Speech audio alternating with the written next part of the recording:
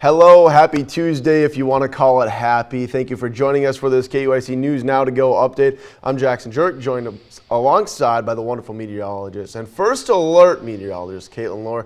Caitlin, negative 18 on the car screen this morning. We talked about it off air before we got going here, and you had mentioned we know it's coming, but it still just smacks you right in the face. Yeah, it kind of like makes you take a step back.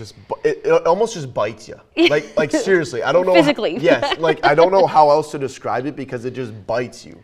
That's how cold it is. Yeah, you know, this morning I got in my car in my garage and it was still reading 14 below zero in my garage. Now, I don't have a heated garage, but still, like, that's crazy. And it's just one of those things, like, you kind of like wide-eye the temperature going, is that really where we're at? And like you said, you know, we talk about it, but it still is a very different thing when you finally are like experiencing it in that moment. And well, it's here in full fledged. But I do have some good news on the way.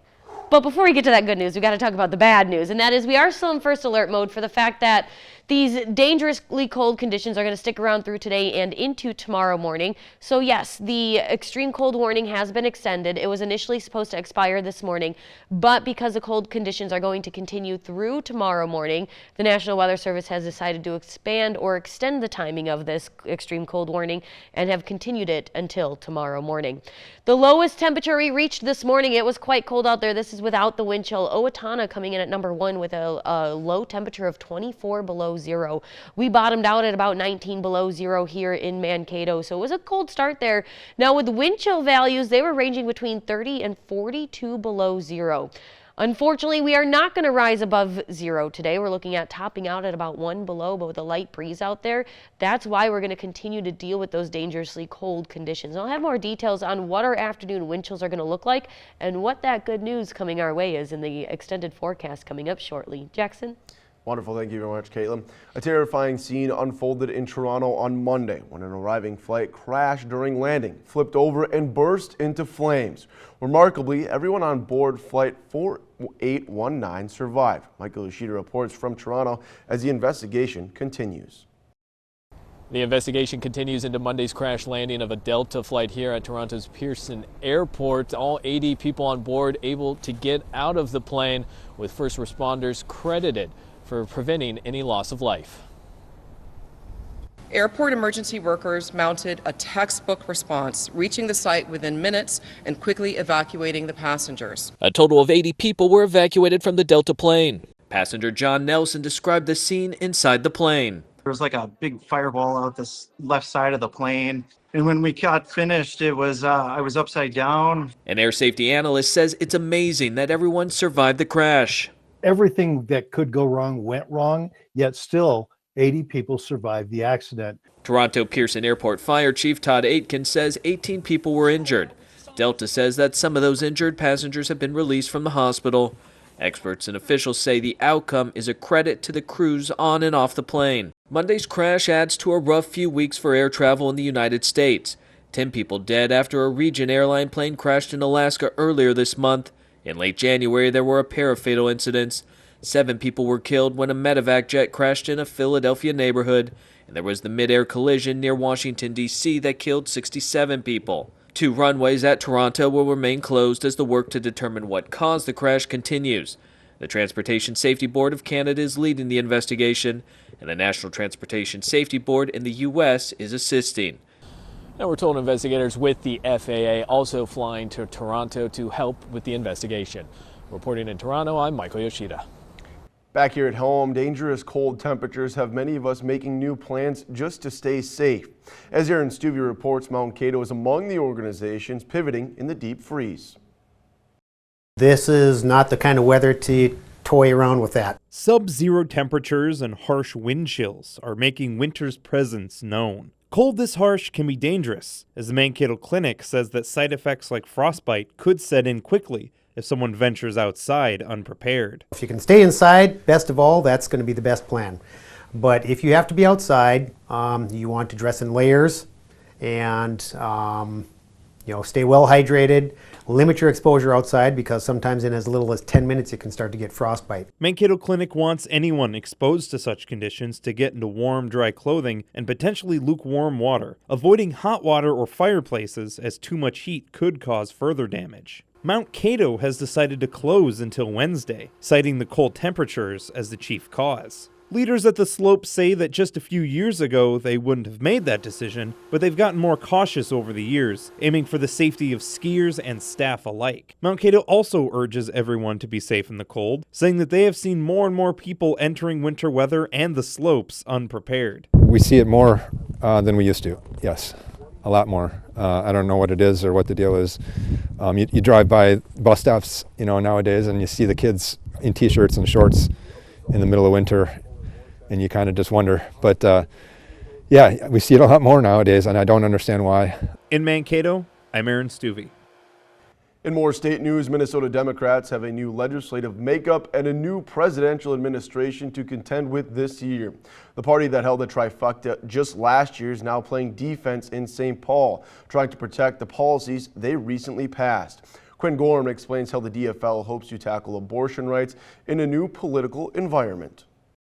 Minnesota's Reproductive Freedom Caucus was originally formed in anticipation of a Supreme Court case overturning Roe v. Wade. In 2023 and 24, though, the caucus pushed for major legislation to enshrine abortion rights in state statute.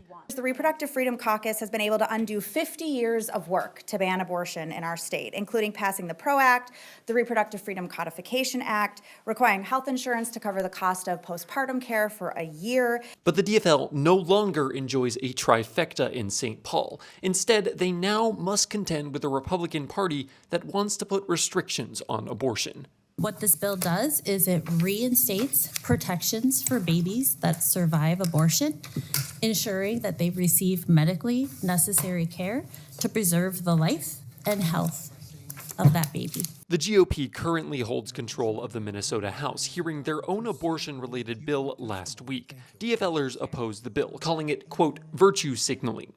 This bill, just like the GOP amendment proposed with this language last year, is built on the false pretense that people wait until late in pregnancy to terminate unwanted pregnancies. Even though the bill will head to the House floor, it's unlikely to pass, since at least one DFLer would need to vote for the bill. The more pressing threat to the DFL's work could come directly from the federal government. All it would take is Attorney General Bondi to say she's going to enforce the Comstock Act, a 150-year-old law that makes it illegal to mail anything related to abortion. The Reproductive Freedom Caucus is also looking to pass an equal rights amendment this year. While GOP votes would be needed to pass the House, the DFL is looking to add transgender rights and abortion protections to an ERA. Asked if they'd make concessions on those issues to ensure its passage, the answer was short. No. Reporting in St. Paul, I'm Quinn Gorham. Women continue to break barriers in the construction industry. Right here in Mankato, there's a unique collaboration called Building the Tiny Home for the YWCA. It's a part of the Trades Trailblazers Initiative, a partnership between the YWCA Mankato and APX Construction Group to allow middle school girls to engage in construction. Here's a look at their progress. I think what makes it so unique is the amount of people that are willing to donate the time, materials, and efforts to teach people about construction. Not people, but women and not in the industry, and they want people in the industry. That's why they donate their time. We got connected with Apex through the career fair that we host every year, and they said, hey, we're doing this super cool project, and we'd love for you to be a part of it, and we were very excited about it, and yeah, it's been great so far. And it was why not? Why not teach people how to do construction? All of the girls here, they're all in middle school. I never had this opportunity in middle school to kind of learn how to build and how to do construction, and also all of the subcontractors that have been working here. It's been very, very helpful, very hands-on. Mainly my parents just asked me because my friends were interested. I really like picking out colors and decorating. I just wanted something new because I haven't done anything like this before, and just something to fill my time. In the construction management major alone, only 7% of us are women.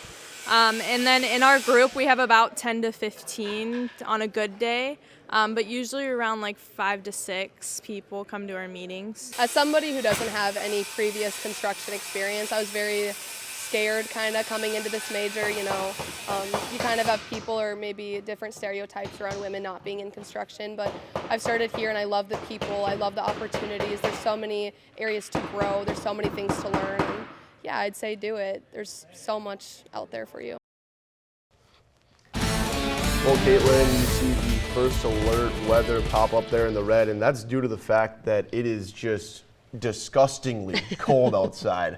I mean, I know the warmer weather is coming, and you had mentioned that earlier, but right now we just have to deal with, I mean, just nothing nobody else wants to deal with right now. Yeah, you know, and that does pose one question for you, Jackson. Oh boy. What do you prefer, this horrible, horrible cold or the disgusting humidity and heat that we get in the summer? No in-betweens. You have to choose one or the other. Gotta pick one. I'm going heat. Oh, see, and I'm going to go cold. I'm going heat. I will say that I would rather have snow than cold. Not that I can pick in between that, but I would rather have the snow. I'd rather have 14 inches of snow versus a week long of cold. And then I could agree with that. I'll take the humidity over the cold. Yeah, see, and I'd rather have the cold than the humidity. I just all feel you. like you can That's constantly all put you. layers on. You can only take so much off. You can go to the pool. We could go to the pool. We can There's go to cold the pool. beverages to have. You can still have cold beverages on days like today. Well, they're a little bit better in the summer. Maybe. I mean, I don't know. Maybe you like them a little more slushy. I like them slushy. So I guess to each their own. You answer that question at home. Let us know. What do you like better? But until we get that warm weather, we do have to talk about the cold that is out there, just making it really, you know, one of those sayings that a true Midwesterner would say is that we live in a place where the air hurts our face, and that is exactly what we are dealing with today. So much so that we talked about yesterday that this extreme cold warning was set to expire today, but there was a chance that it could get extended through tomorrow morning, or through Wednesday morning, I should say, and that has happened. Because this cold weather is actually going to stick around through tonight into tomorrow morning, but not quite warm up like we wanted it to as early as we thought it would. So that being said, just for the safety of everybody, we are keeping the cold weather warning, or extreme cold warning, excuse me, will remain in effect per the National Weather Service until tomorrow morning.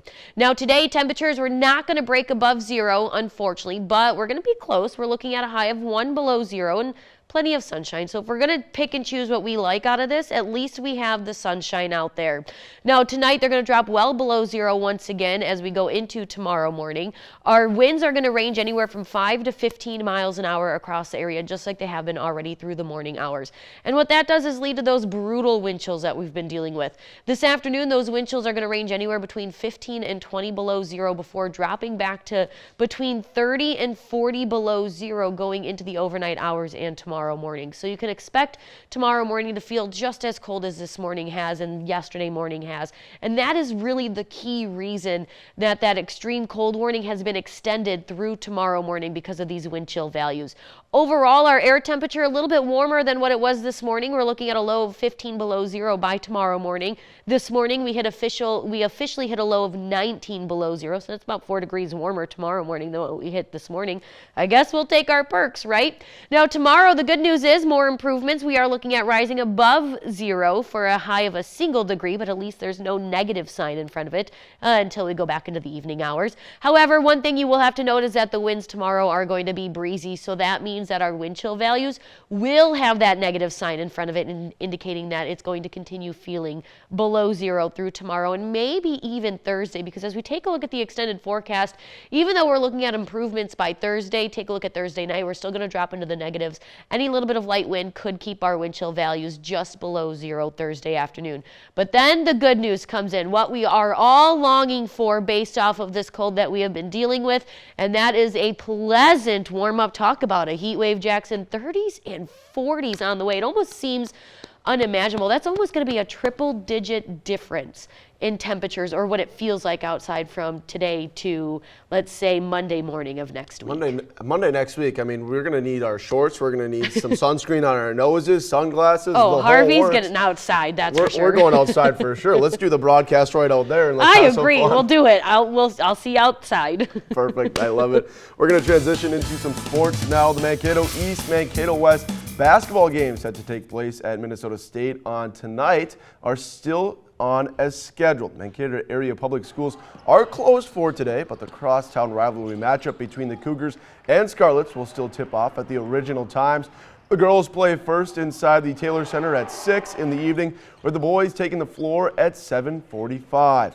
For those wanting to catch the game but can't make it to Minnesota State, you can catch all the action on the 365. A legendary coach from our area is heading into the National High School Baseball Coaches Association Hall of Fame. Dink Larson, the longtime coach of the Waseca Blue Jays, is one of 6 Hall of Fame inductees this year. Larson piled up hundreds of wins throughout his high school career, which spanned multiple decades. Waseca won the state title back in 1990 under Larson's guidance, and his decorated career includes coaching at a number of different levels. He's still a volunteer assistant at Minnesota State to this day. The National High School Baseball Coaches Association Hall of Fame is just the latest nod to a coach who's been inducted into plenty of illustrious clubs over the years. Caitlin, that's pretty cool, and some warm news on a cold day like today. I love warm, happy news on days like today. It just makes you feel kind of like warm you're just inside, wrapped in a warm hug. inside and cold outside. That's Yes. the best way to describe it. Well, thank you, Caitlin, and thank you guys for watching this KEYC News Now to Go update. Stay with KEYC News Now for the latest local news, weather, and sports on our website. And of course, download the free KEYC News and weather apps for the latest headlines and forecasts. Until next time, have a great day.